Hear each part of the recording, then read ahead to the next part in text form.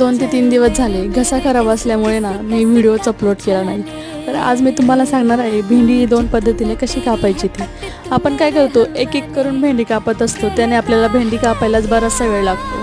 तर काय करायचं माहिती का, 3 ते 4 भेंड्या सोबत घ्यायच्या आणि अशा पटपट कापायच्या, जेणेकरून आपली भेंडी पटकन कापून होते आणि आपला बराचसा वेळ वाचत असतो. याआधी तुमच्यासोबत भेंडीच्या भाजीची रेसिपी शेअर केली होती ना यूट्यूब चॅनलला, तिला खूप छान व्ह्यूज पण आले होते. तर मग आता काही रेसिपी शेअर केली नाही. तर हे आहे माझं नवीन घेतलेलं इलेक्ट्रिक लायटर. तर खूप छान आहे ते, आणि त्या लायटरसोबत खेळताना म्हणजे गॅस चालू करताना मला खूप मजा पण येते. त्याला चार्जिंग करायला लागते. अशी माझी गरमागरम भेंडी तयार झाली. आता पटकन मी चपात्या लाटून घेणार आहे. स्वयंपाक वगैरे झाला. त्यानंतर संध्याकाळी आम्हाला जायचं होतं मार्केटमध्ये भाजीपाला घेण्यासाठी. तिकडे गेलो, संपूर्ण भाजीपाला घेतला. घरी येताना मस्त गरमागरम वडापाव खाल्ला. माझा घसा खराब होता, पण तरी मला हे म्हटले काय होत नाही खा, कारण इथली चटणी जी आहे ना खूप भारी असते.